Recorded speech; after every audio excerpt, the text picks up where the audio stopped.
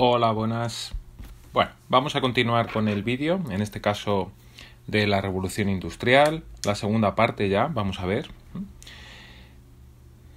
Vale. Bueno, ¿qué es lo que vamos a ver en este vídeo? Pues vamos a empezar con la segunda revolución industrial. La segunda revolución industrial que conlleva unas nuevas fuentes de energía y también unas nuevas industrias que surgen al calor de estas nuevas fuentes de energía. La principal, evidentemente, va a ser la aparición de la electricidad. Esto se consigue gracias a la invención de la dinamo. Y lo que va a permitir pues es producir electricidad en energías, primero en centrales, hidroeléctricas, y luego pues lo que se va a conseguir es trasladar esta energía pues hacia los lugares de consumo. Se va a utilizar desde el primer momento para la industria, con lo cual va a ser una fuerza importante para las máquinas. Vamos a dejar ya la máquina de vapor, muy costoso y sobre todo muy contaminante. Se va a aplicar también a los transportes, pues tanto en el ferrocarril como en el tranvía. Se va a aplicar también a todo lo que son sistemas de comunicaciones, como telégrafo, teléfono, radio, al ocio con el fonógrafo y luego un poquito más tarde con el cine, y también a la iluminación de las ciudades, que dejan ya y abandonan por fin la iluminación con gas, que era bastante peligrosa, y se va a pasar a la iluminación eléctrica. Vemos aquí pues una de las primeras bombillas que se fabrican. Aquí ya entraría también un tema del que ya hablaremos más adelante, o ya lo comentaremos en clase, y es la obsolescencia programada. En esta revolución industrial, tanto en la primera como al principio de la segunda, se dan cuenta de que hacen las cosas y que duran mucho. Y eso, evidentemente, en un sistema capitalista en el que se desarrollaba esta revolución industrial, pues no era muy adecuado, que hicieran las cosas y que duraran mucho. Sabéis que hay una bombilla en un parque de bomberos de Estados Unidos que tiene más de 100 años y que lleva más de 100 años encendida y no se ha fundido. El problema es que se reunieron todos los fabricantes de bombillas y se dieron cuenta que el filamento de las bombillas pues aguantaba muchísimo y lo cambiaron por otro que se fundiera más rápidamente. Bueno, como otra fuente de energía importante va a ser el petróleo, que a partir de esta época se va a empezar a extraer en Estados Unidos, con lo cual va a permitir el desarrollo de una industria alrededor del petróleo y de la transformación del petróleo en otros componentes, como por ejemplo el plástico. Aquí es donde se inicia, aquí un pelín más adelante, pues lo que va a ser la industria del plástico, que tantos problemas medioambientales nos está causando ahora. También aparece el motor de explosión, lo que va a facilitar la aparición de la industria automovilística, y luego pues también la aparición del motor diésel, que ahora también está muy en boga porque es bastante contaminante y la industria quiere eliminarlo, pero en un primer momento el motor diésel va a ser muy eficaz a la hora de que va a permitir pues que por ejemplo los barcos vayan mucho más rápido y que tengan mucha mayor potencia, con lo cual van a poder llevar una mayor capacidad de carga. Y como otros sistemas de comunicación importantes que surgen en este momento, de transporte, va a ser la aviación. La aviación, el primer vuelo va a ser realizado, como veis en esta fotografía, por los hermanos Wright en 1903. A partir de aquí durante las siguientes décadas se va a ir desarrollando esta industria de la aviación. ¿Qué más sectores aparecen durante esta segunda revolución industrial? Pues la metalurgia, que lo que va a hacer es elaborar nuevos metales y nuevas aleaciones como el acero inoxidable o el aluminio. Estos nuevos materiales van a permitir también el desarrollo de la industria automovilística. Junto con el motor de explosión, estos materiales, que son mucho más ligeros, mucho más fáciles de trabajar y mucho más baratos, van a permitir que Henry Ford desarrolle el Ford T, que es el primer coche utilitario. Un coche que se va a convertir en un éxito de ventas, se van a vender millones de este Ford T, y este coche va a permitir que la industria del automóvil se desarrolle, primero en Estados Unidos y luego en Europa. Aquí tenemos el Ford T, el primer utilitario de la industria automovilística, y luego la industria química también va a lograr un importante desarrollo en Alemania. Hoy en día sigue siendo uno de los pilares de su industria. Se van a fabricar abonos, pesticidas, todo tipo de productos químicos, como el ácido sulfúrico, la sosa, la dinamita, el caucho, tintes y productos farmacéuticos. Ahí está Bayer, por ejemplo, que va a ser la que empiece a fabricar la famosa aspirina. Y por último, con la utilización también del cemento armado y de otros materiales de construcción, se van a poder edificar los primeros rascacielos. Este en concreto que tenemos aquí, y que aunque creáis que pertenece a Nueva York, pertenece a Chicago, que es la ciudad, la primera ciudad en construir este tipo de edificios tan altos, debido a un incendio que se produce en el siglo XIX. Bueno, pues después de ver la segunda revolución industrial, vamos a ver cómo se organiza la industria en esta época. Y lo fundamental es la fabricación en serie, como os pongo aquí. La fabricación en serie, que lo que va a permitir es aumentar la productividad, disminuir el tiempo empleado en la fabricación de los productos, y eso evidentemente conlleva una consecuencia importantísima, y es reducir los costes de fabricación. Este método de trabajo se conoce como taylorismo, y es la fabricación en cadena, en el que cada obrero realiza una acción concreta en el proceso de fabricación. De esa manera se rentabiliza muchísimo la mano de obra. La primera industria o la primera fábrica en aplicar este sistema va a ser la fábrica de automóviles de Ford. Y dicen que se inspiró en un matadero. En un matadero en el cual cada operario tenía una función determinada. Pues él se dio cuenta de que ese sistema se podía aplicar también a una fábrica de coches. Y en este caso cada obrero estaría en una parte de la cadena de montaje, realizando siempre la misma tarea, o apretando un tornillo, o poniendo una luna, o poniendo el paragolpes, y que de esa manera se conseguía fabricar mucho más rápido y de una manera mucho más fiable. Este tipo de fabricación va a hacer que las empresas crezcan muchísimo, y también va a hacer pues que poco a poco se vayan dando cuenta de que es importante que se unan para conseguir competir en una mejor condición en un mercado tan competitivo como el que era la segunda revolución industrial. Con lo cual van a firmar acuerdos entre empresas que reciben diferentes nombres. Bueno, este que os he puesto aquí es Henry Ford, delante de un fuerte. Bueno, ¿qué nombres reciben estas agrupaciones de empresas? Pues la primera, cártel. Y son acuerdos entre diferentes empresas del mismo sector para acordar precios. No tenemos que irnos a la segunda revolución industrial, nos podemos quedar aquí. Y, por ejemplo, las empresas de telefonía lo que hacen en algunas ocasiones es ilegal. La Unión Europea prohíbe los cárteles. Lo que hacen es unirse para negociar precios y poner el mismo precio para, por ejemplo, una tarifa de datos o para las llamadas, cuando antes se cobraban las llamadas, y eso evidentemente perjudica al consumidor y beneficia a las empresas que no tienen que reducir costes, o sea, no tienen que reducir precios para conseguir beneficios. La segunda agrupación de empresas importante, el holding. Es una agrupación de empresas en la que una de ellas posee todas o la mayor parte de las acciones de otras empresas. Por ejemplo, Coca-Cola. Coca-Cola es la empresa matriz, la más importante, la que tiene mayor peso, pero luego pues tiene otras empresas, como por ejemplo Fanta, como por ejemplo Sprite, tiene otras marcas, Bonaqua, tiene otras marcas que dependen de Coca-Cola y que realmente Coca-Cola es la que maneja todo. Y luego, por último, Trust. Trust es una agrupación de diferentes empresas para cubrir todas las fases de producción de un artículo. Aquí os he puesto una ilustración de la época, que era Standard Oil, que era la empresa de Rockefeller, el multimillonario de esta época, que controlaba todas las fases de extracción, transporte, refinamiento y venta de gasolina. Aquí os he puesto un ejemplo más cercano, que es el grupo Inditex, que sabéis que tiene empresas como Zara, como Pull&Bear, y bueno, pues controla todo, desde los locales donde se establecen esas empresas, a la empresa de decoración que hace las tiendas, al transporte, las fábricas, todo para de esa manera minimizar costes y tener un mayor beneficio.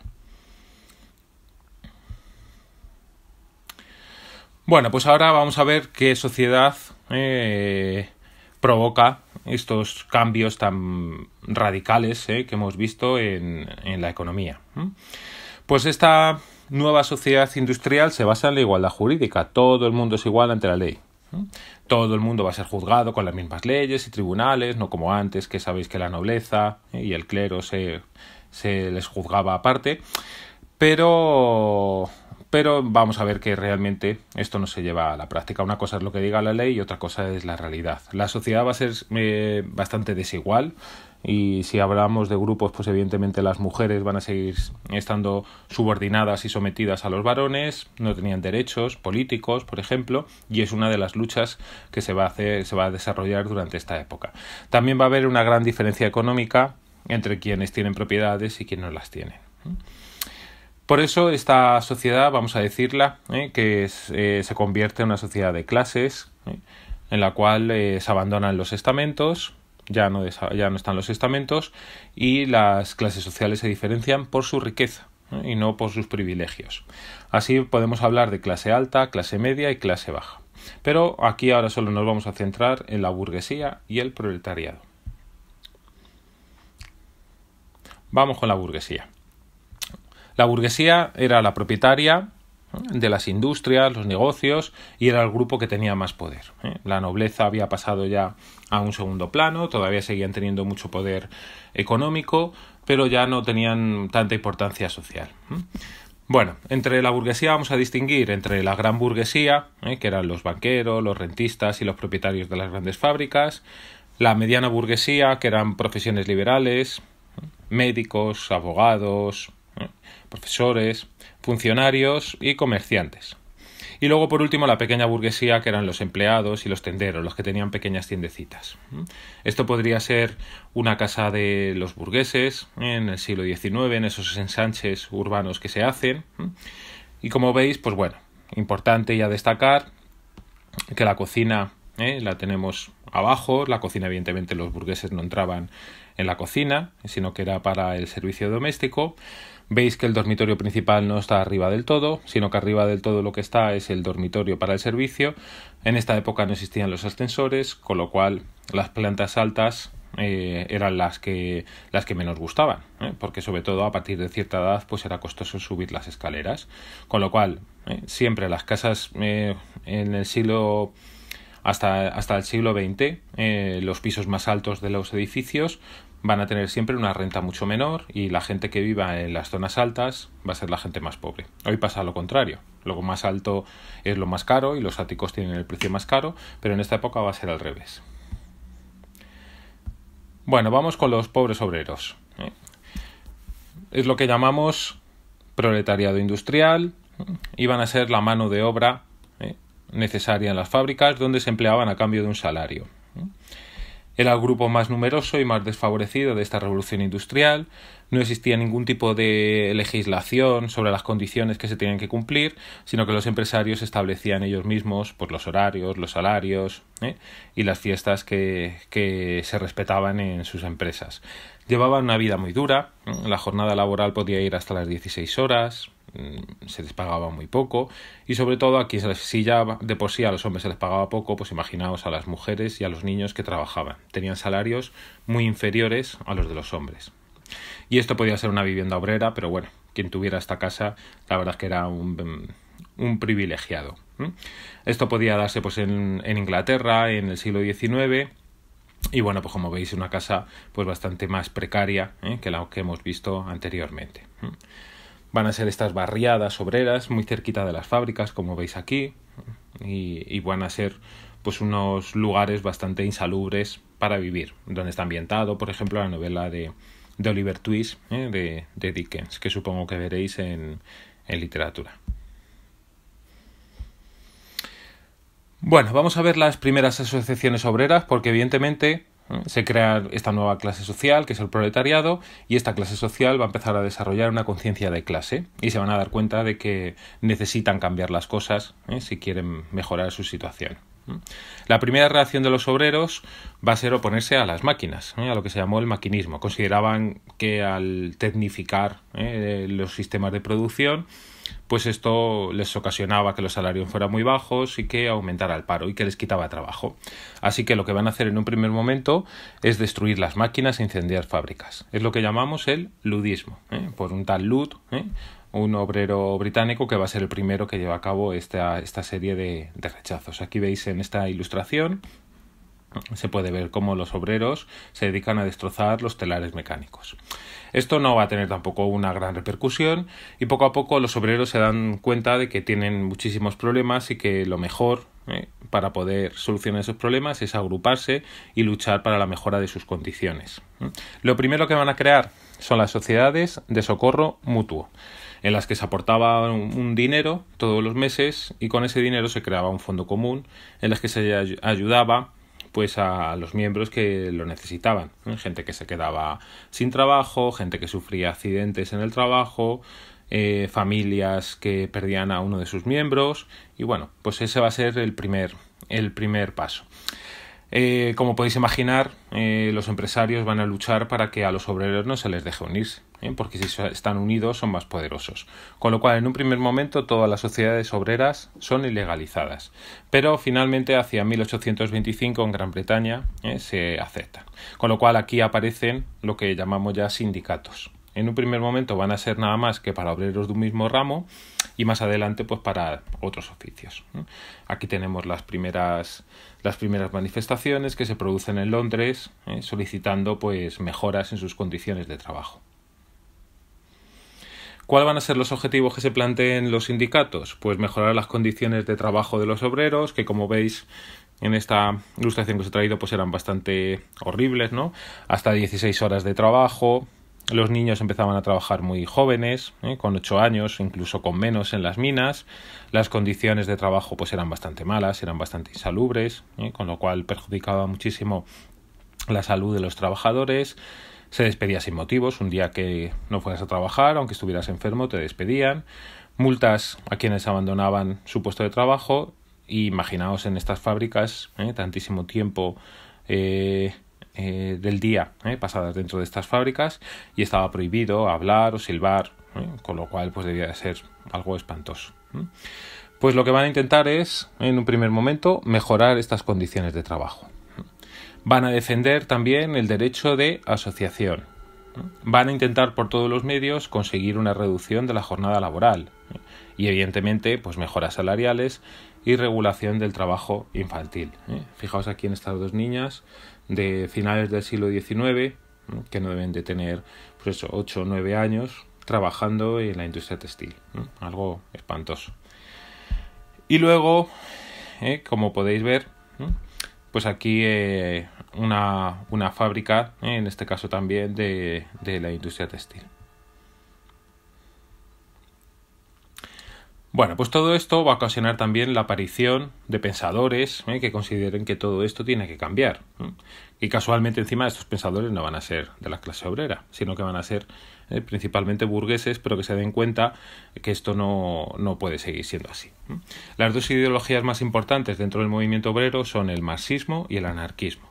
En el marxismo tenemos aquí a Marx y a Engels, que son los padres del marxismo, y luego aquí os he puesto la bandera del movimiento anarquista, que supongo que habéis visto alguna vez por la calle. Vamos con el primero y el más importante, el marxismo. Marx y Friedrich Engels, Marx y Engels, que son las fotografías que os he puesto en la diapositiva anterior, consideraban que la sociedad siempre había sido, a lo largo de la historia, una sociedad de opresores y oprimidos. Ya desde la época de la antigua Roma, donde estaban los esclavos y donde estaban los patricios, o a la Edad Media, donde estaban los señores feudales y los siervos, hasta esta época, siempre ha habido una parte de la sociedad que ha tenido todos los medios de producción, todo el dinero, y otra parte de la sociedad que ha sido, como veis en esta ilustración, exprimida para sacarle toda la riqueza. Aquí serían los opresores y estos serían los oprimidos.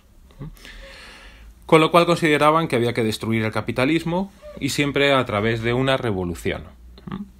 El proletariado lo que tenía que hacer era conseguir el poder político, igual que lo había hecho la burguesía en la Revolución Francesa, establecer lo que se llamaría una dictadura del proletariado y crear un Estado obrero, un Estado sin clases. Con lo cual estas clases sociales desaparecerían y con ella también el Estado. Y de aquí se pasaría a lo que sería una sociedad comunista, una sociedad sin clases. Bueno, Pues como veis esto sobre el papel sí parecía fácil de hacer y sobre todo pues algo bastante justo. Como luego veremos en los siguientes temas, aunque el único sitio donde triunfó, el único país importante donde triunfó esta revolución va a ser en Rusia, pues finalmente no se consiguió los objetivos que se pretendían. Para conseguir estos objetivos se van a crear partidos obreros socialistas que consideraban que primero había que intervenir en la vida política para entrar en el Parlamento y de esa manera llevar a cabo pues todas los cambios necesarios para permitir esta revolución. Veis aquí pues estas ilustraciones también donde todos los obreros unidos tienen bastante poder, o ilustraciones como esta que tenemos aquí del manifiesto comunista que se publicó hace unos años. Manifiesto comunista es de Marx y Engels, y que bueno pues está ilustrado por Fernando Vicente, un ilustrador muy importante de nuestro país, y donde veis pues al burgués alimentándose pues de todos los obreros. El anarquismo. Pues el anarquismo va a tener mucha importancia en nuestro país. Hoy en día prácticamente ha desaparecido, pero a principios del siglo XX tenía muchísima importancia. Sus pensadores van a ser Proudhon y Bakunin, principalmente Bakunin, y tenía 3 principios básicos. El primero, la libertad individual, con lo cual todo el mundo debe pensar por sí mismo. La propiedad colectiva, con lo cual estaban en contra de la propiedad privada. Todos de todos. Como veis, esta máxima era un poquito complicada, hoy en día sería impensable. Y luego el rechazo a la autoridad, a cualquier tipo de autoridad, pero principalmente el Estado, que para ellos es un opresor. Defienden la acción revolucionaria y consideran pues que lo que hay que hacer es destruir al Estado. Va a ser un movimiento que tenga muchísima importancia a finales del XIX, pero principalmente a principios del siglo XX. Se oponen a la participación política porque consideran que crear partidos políticos, como están en contra del Estado, es entrar al juego del Estado, y consideran que todo se tiene que hacer mediante la lucha organizada.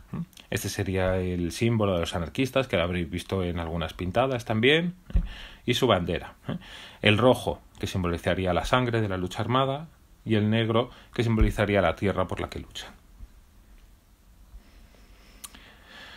Bueno, pues los marxistas y anarquistas, que en un principio estaban juntos y son conscientes de que deben unirse para conseguir luchar contra el capitalismo, van a crear lo que se llamó internacionalismo proletario. Ahí tenemos las primeras internacionales que se van a crear. Marx va a crear la primera, que se considera la primera internacional, pero muy rápidamente empiezan las discrepancias sobre cómo se tiene que llevar a cabo esta revolución para acabar con la clase burguesa, y se van a separar. Ya en París, en 1889, se funda la Segunda Internacional, y ya nada más que va a ser socialista, ya no va a ser anarquista. Y aquí van a crear los símbolos de la identidad del movimiento obrero, pues el himno de la Internacional, que lo escucharemos en clase, y la fiesta del 1 de mayo, que sabéis que es fiesta hoy en día todavía.